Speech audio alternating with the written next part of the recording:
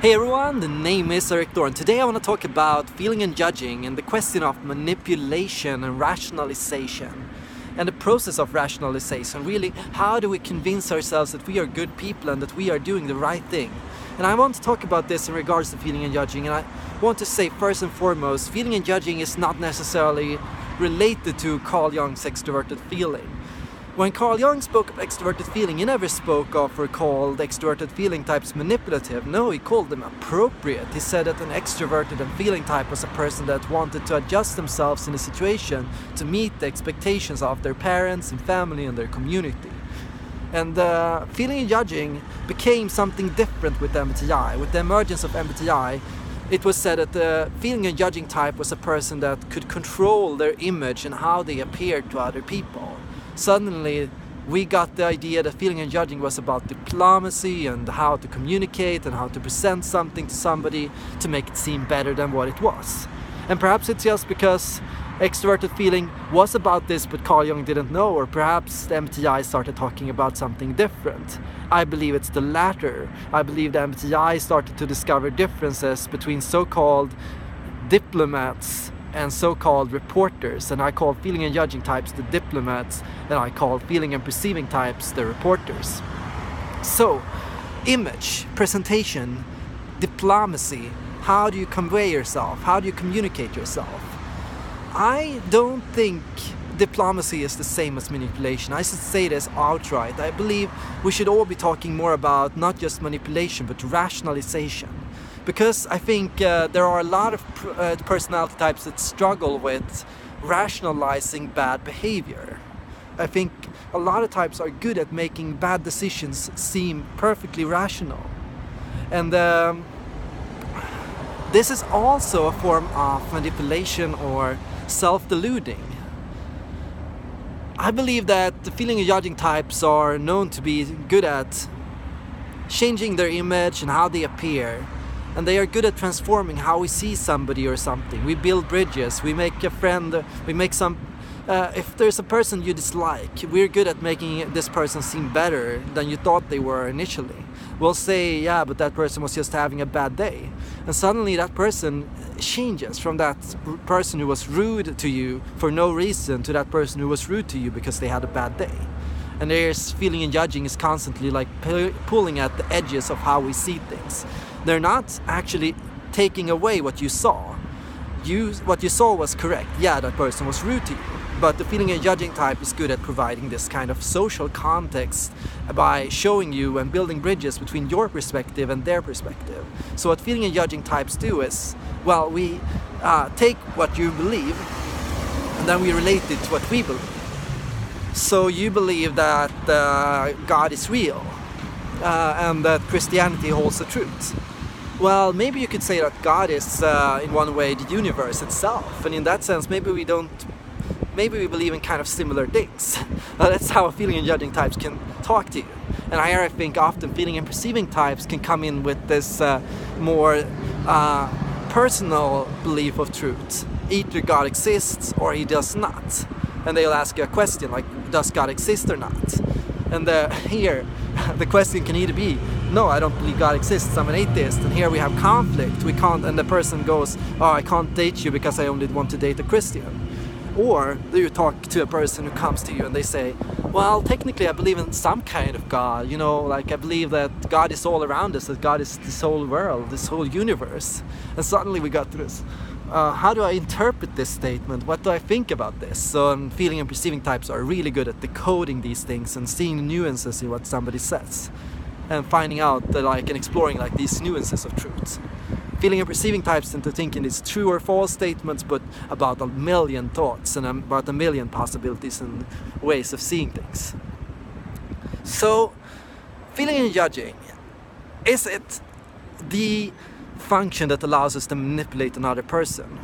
Is it something that can control people or cause them to change their definition of truth? I don't know. I think a thinking and judging type tends to be pretty rude or pretty brutish in how they present something. Like they take no thought into presentation. The thinking and judging types I know, they're usually not necessarily the best at design or like presentation, so they can undersell themselves in this way. Like they tend to just say it like it is, and I think this can be an admirable quality. Like just say it like you're thinking it. If you're angry with someone, just tell them you're an idiot. Feeling and judging is a little different, because feeling and judging types are aware of the issue with truth. Something is not either true or false. Everything is always somewhere in between. Basically, yeah, I can think you're an idiot to about 60% of a degree, and I can think that you're a good person to a 40% degree, and I can't call you an idiot because that's not exactly the truth. You're somewhere in between. You're kind of like a good idiot, like you're a good kind of idiot. And here's that annoyance, like with feeling and judging types, we're communicators in the sense that we are trying to communicate this nuance. We're trying to convey these multi-sidedness in the truth. We're trying to get closer to truth by finding out what people really mean and how to really present something in an accurate way. It's like thinking of the right way to say something. Like you want to find a true way to communicate yourself so that people will actually understand what you mean. And just saying what you mean, just saying something outright and not thinking about this can cause you to be misunderstood. And this is something feeling and judging types keep on carrying with them. This feeling of being misunderstood. I hear all of them constantly, like, well, people don't understand, they don't get it. Like they can feel like annoyed by this, frustrated by this inability to convey this true truth, this more close to home truth, this kind of real perspective of what you really feel. It's not that you're angry, it's somewhere in between. It's like you're a little sadly angry, and it's all about that. And I think if you're not trained to see these nuances, I think it's easy to disregard what the feeling and judging type says as manipulative. You can say, why don't the feeling and judging type just say that they're angry? Why don't they just say that they're sad? Why don't they just say that they think I'm an idiot? Well, the answer is because that's not exactly what they mean. That's not exactly how they feel. Now, manipulation is not just how you communicate something. Manipulation can also be found in rationalization of something.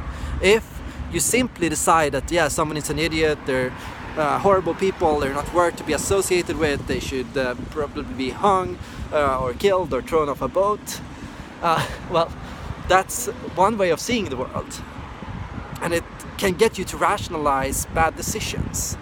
It can get you to rationalize actually pushing somebody off a boat, or to treating somebody in a horrible way. And feeling and judging type is all about code of conduct. How do I treat other people in the best way possible? What is the right way to deal with somebody when you're having a disagreement, when you're struggling with something, when you're angry? What is the best way to deal with your emotions? And the feeling and judging type is about managing your emotions. The feeling and judging type has a lot of feelings inside. Yeah, it sucks. And the feeling and judging type feels responsible for how they convey this feeling, in how they describe it, in how they express it, and what they do with it. What do I do with this anger slash sadness slash angerishness that I'm feeling? How do I use it in a good way? How do I express it? And in this sense, this is also why feeling and judging types are the ideal guides. Guides in the sense that when somebody is struggling with an emotion, we can tell them, this is what you can do with this emotion. When you're coping through some difficulty, we can say, we can be there, we can listen, we can guide, we can help you process what you want to do with it and what you want to take away from this emotion. So we're great for guiding people through a difficult experience, or through a complex experience, to say that at least. But we're not the best for straightforward decision making and for just moving forward and to just taking action when an issue comes up. But thinking and judging type is better in all situations. They can just say, bam, okay, that person needs to be fired, this person needs to be thrown out, that person needs to be put in the team, this person is good, this person is bad, this person does a good job, this person does a bad job. And then you can move forward, you can make a lot of decisions, and you can get accuracy, you can get efficiency, you can get strategy, you can move forward fast. feeling and judging types get stuck a lot, stuck on, okay, how do I move forward with this, and how do I do this in the best way? And this can be like when you can come up to the feeling and judging type going like, why is nothing happening? Why are you not moving forward? Why are you not doing this or that? Well, it's because you get stuck, and that's something you have to break out of, or find a good way to break out of. If you're caught in a situation where you have to make a lot of decisions as a feeling and judging type, you actually lose your feeling and judging. That's also when you start losing meaning, like you're making decisions and you're moving forward, but you're not feeling the meaning of it. So as a feeling and judging type, take the time to process your decisions, to think about why you're making them and where they are taking you and how they're making you feel. Don't rush your decisions, and don't put yourself in a position where you have to make thousands of decisions a day. Try to narrow it down, try to prioritize. Rationalization is different from manipulation. Rationalization is about justifying what you do and making it seem like it's something good. And I want to talk about this to end with a question, really. Sometimes I wonder if I'm the kind of person that will present something in a way that is inaccurate. Sometimes I'm wondering about the question of presenting something in a way that is inaccurate. How worried should I be about presentation, and how worried should I be about the accuracy of what I say? To what level is it important to be accurate compared to presenting something well? How do we deal with that conflict? Sometimes I wonder if, I felt this sometimes in my life, that I've kind of made myself think that I'm making a good decision when in fact I'm making a horrible decision. Sometimes I felt myself justifying bad decisions. And I wonder if it's due to the grip of thinking and perceiving. I'm wondering if accuracy can get me to nitpick and destroy bad decisions. Okay, destroy good decisions. Like how sometimes I can become too tactical, and I can start like thinking too much about what's smart, and in doing so I can trick myself into making a decision that will make me miserable or unhappy. Because I felt myself, and I've somehow caught myself in the process of it, like with relationships, just undermining a relationship, just thinking of reasons why it wouldn't work and why it's smart not to proceed, and then catching myself afterwards and going like, wait a second, but I would be miserable if I didn't have this relationship. Wait a second, yeah, sure, there are difficulties, there are problems, but if I get through them, I'll be happier.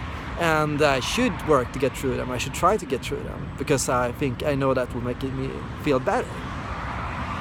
And that's what I'm trying to get at. Like, catch yourself before you rationalize yourself into making a bad decision. Look at how the grip of an inferior function can kind of confuse you, can kind of put you off, and can kind of make you see something in a way that is not true to you. And focus on true to you. What is true to you? What is right for you?